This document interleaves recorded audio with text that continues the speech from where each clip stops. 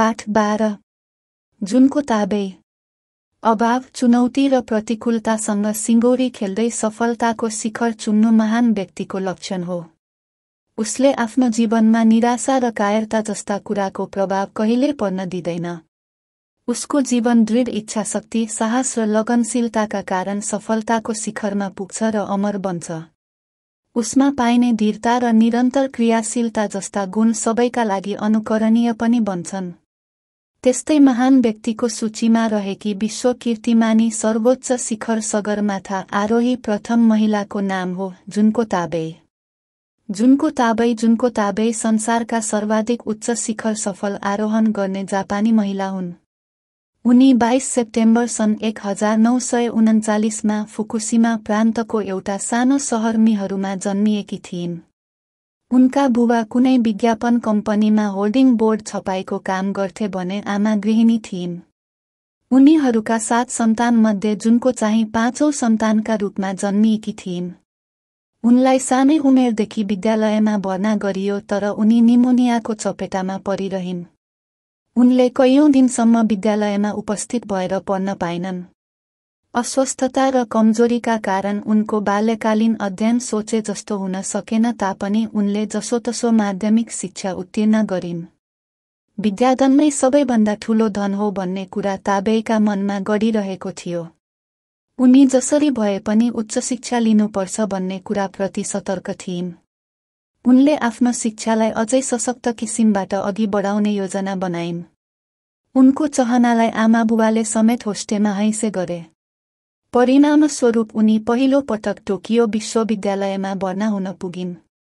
पढाइको केही समयपछि नै उनलाई त्यहाँ असहजताको अनुभूति भयो।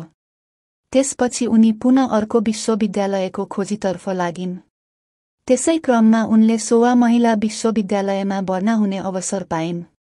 त्यहाँ सन् 1958 देखि 1962 सम्म अङ्ग्रेजी साहित्यकी विद्यार्थी बनेर उनले उच्च शिक्षा हासिल गरिन्।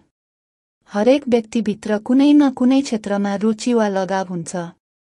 कसैलाई पढ्ने लेख्ने त कसैलाई नाच्ने गाउने रुचि हुन्छ। कसैमा कुनै नयाँ काम गरेर कीर्तिमान कायम राख्ने चाहना हुन्छ। ताबेभित्र चाहिँ पर्वतारोहण प्रतिको तीव्र चाहना थियो। उनले आफू 10 वर्षकी हुँदा शैक्षिक भ्रमणका क्रममा पहिलो पटक जापानको माउन्ट नासुको आरोहण गरेकी थिइन्। त्यसबेला उनी 4 कक्षामा पढ्थिन् र केही अस्वस्थ पनि थिइन्। त्यस्तो अवस्थामा पहिलो पटक गरिएको पर्वतारोहणबाट उनी निकै उत्साही बनिन्। त्यसपछि सधैँ पर्वतारोहण प्रतिको लगावका कारण उनले स्नातक तह पूरा गरुन्जेलसम्म यसलाई पनि निरन्तरता दिइरहिन्। जुनको ताबेको समयमा जापानभित्र पर्वतारोहण सम्बन्धी अनेकौं अभ्यास हुन्थे। साना ठूला विभिन्न समूहमा अभ्यास गराइन्थ्यो तर ताबेलाई केही ससाना समूहमा मात्र सहभागी हुने अवसर मिल्थ्यो। उनी अलि बृहत् स्तरबाट ठूलै समूहमा संलग्न हुन चाहन्थिन्। त्यसका लागि उनले धेरैवटा समूहमा सहभागिताका लागि कोसिस गरिरहिन् तर कहीँ कतै अवसर पाइनन्। उल्टै कतिपय व्यक्तिले उनको उत्साहलाई हाँसोमा उडाउने काम गरे।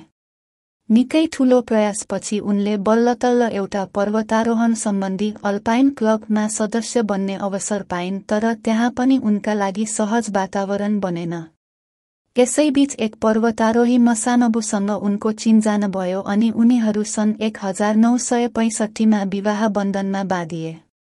त्यसपछि ताबेलाई उनका श्रीमान मसानोबुले पनि सहयोग गर्न थाले। तिनले ताबेको उत्साह नमरोस् भन्ने कुरामा सधैँ सतर्कताका अपनाइरहे। महान लक्ष्य पूरा गर्ने संकल्प बोकेको व्यक्ति कुनै हालतमा पछि हट्दैन भने झैं जुनको ताबे पर्वतारोहण अभियानबाट कहिल्यै पछि हटिनन्। उनलाई अन्य समूहले आफ्नो क्लबमा प्रवेश नदिए पनि उनी आफै महिलाका लागि नयाँ क्लब खोल्ने अठोटमा पुगिन्। आफैले निर्माण गरेको समूहमा रहेर अभ्यास गर्ने योजना अनुसार सन् 1969 मा उनले केही महिलालाई जुटाएर लेडिज क्लाइम्बिङ क्लब जापानको स्थापना गरिन्। यस क्लबको नारा आफै एक विदेश अभियानमा जुटौं भन्ने थियो। यसरी महिला क्लब खुलेपछि त्यहाँ धेरैजसो गृहिणी सहभागी हुन थाले। उनीहरूले केही समयको अभ्यासपछि जापानका माउन्ट फुजी र स्विस एल्प्सको मार्ट हार्न जस्ता पर्वतको सफल आरोहण गरे। महिलाको यस्तो सफलतापछि ताबे औधी खुसी भइन्। उनीभित्र एक न एक दिन जापानी महिलाले हिमाल आरोहणलाई सफल पारेरै छोड्ने छन् भन्ने विश्वासको लहर दौडिन पुग्यो।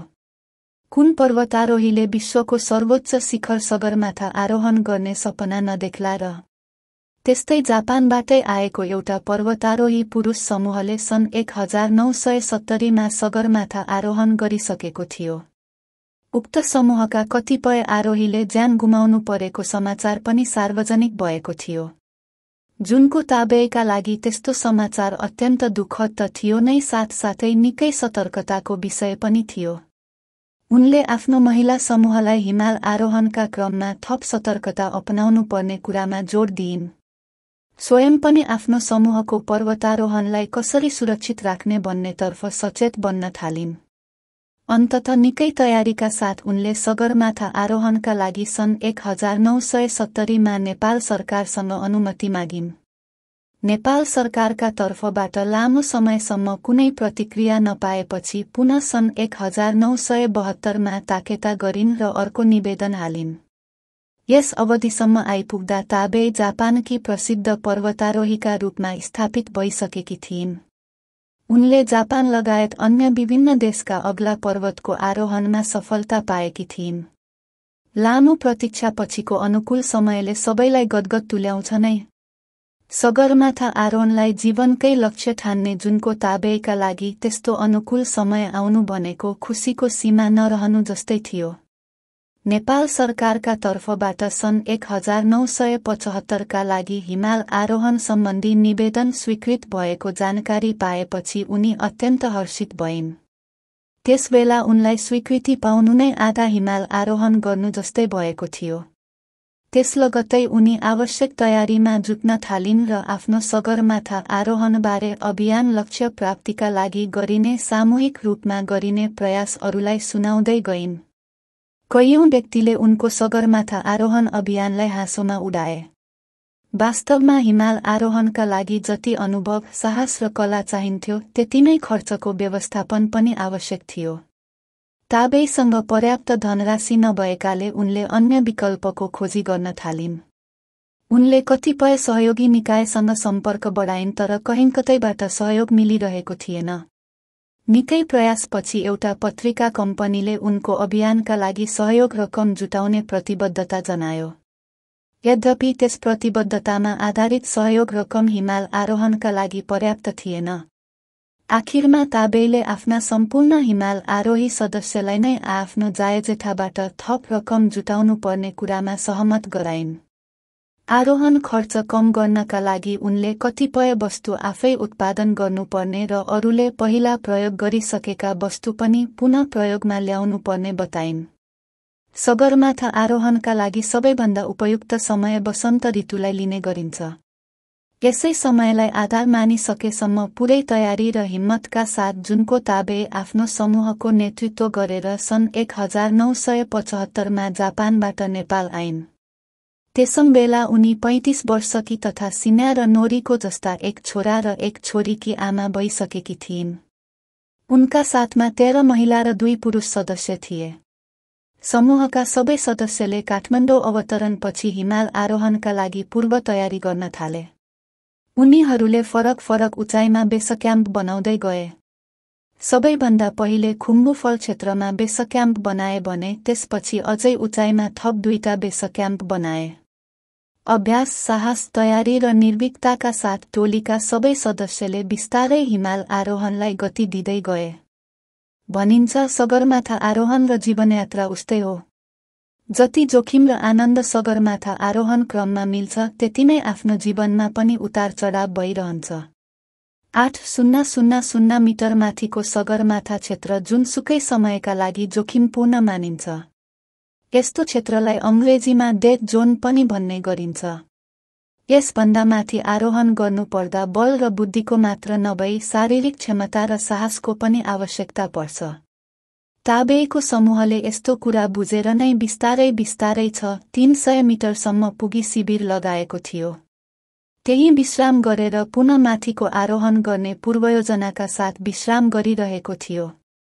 सुतिरहेकै बेला अचानक माथिबाट हिमस्खलन हुन पुग्यो। ताबेई सहित अन्य सदस्य हिउँभित्र दबिए। संयोगवश साथमा रहेका नेपाली सहयोगी शेर्पाहरूको बहादुरी, चलाखीपन र अथक परिश्रमबाट उद्धार सम्भव भयो। सगरमाथा शिखर चुन्नुभन्दा केही दिन अगाडिको यस घटनाले उनीहरूलाई विशेष पाठ सिकाएर छाड्यो। सगरमाथा आरोहणको गन्तव्य अर्थात् शिखर नजिकिँदै थियो।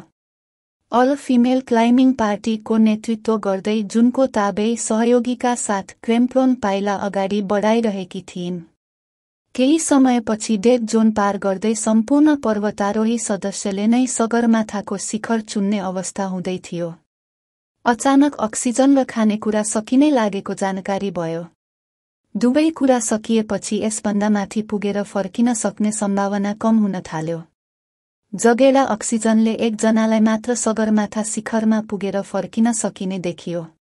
त्यसबेला तत्काल परिस्थितिको मूल्याङ्कन गरी निर्णय लिनुपर्ने बाध्यता आइलाग्यो। आखिरमा सबै सदस्यले जुनको ताबेईलाई मात्र भए पनि सगरमाथा शिखरमा पठाउनुपर्ने कुरामा जोड दिए। त्यसपछि आङ छिरिङ लगायत सहयोगीका साथमा ताबेई सगरमाथाको शिखरतर्फ लम्किन् भने बाँकी सदस्य बेस क्याम्पतर्फ फर्किए। उच्च मनोबलका साथ अघि बढेकी ताबेईले अन्ततः 16 मे सन् 1975 का दिन मध्याह्न 12:30 बजे सगरमाथाको शिखर चुमेर विश्वकीर्तिमान कायम गरिन्।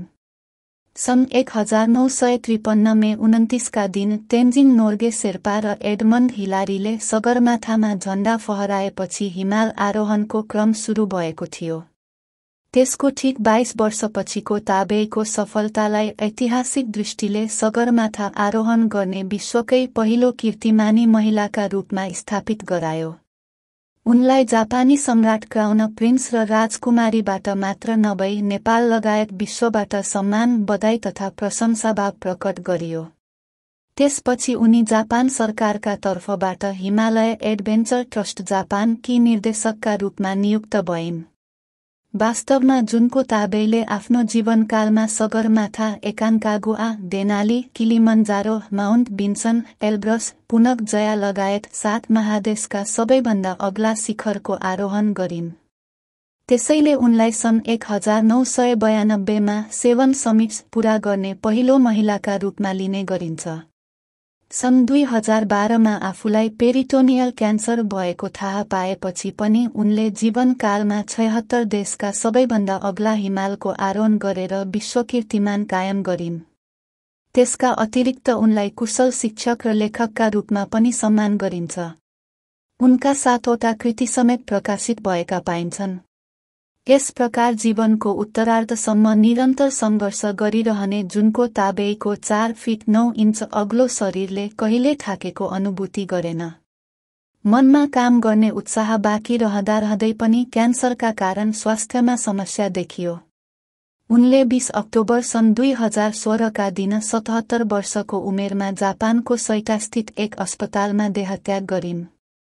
उनलाई विश्वले भावपूर्ण श्रद्धाञ्जलि त अर्पण गर्यो नै, गुगलले समेत मरणोपरान्त डुडल बनाएर सम्मानित गरेको छ। जस्तो सुकै अभाव र अप्ठ्यारोपनलाई हिम्मत साथ पूरा गर्ने ताबेईको भौतिक शरीर नरहे पनि उनी आफ्नो अद्वितीय साहसका कारण सधैँ अमर बनेकी छन्। उनको सफलताले विश्वका नारीलाई मात्र नभएर हरेक पर्वतारोहीलाई उत्प्रेरणा जगाउनुका साथै नेपाल तथा जापानको ऐतिहासिक आत्मीय सम्बन्धलाई जनस्तरबाट अनुमोदन गराएको छ।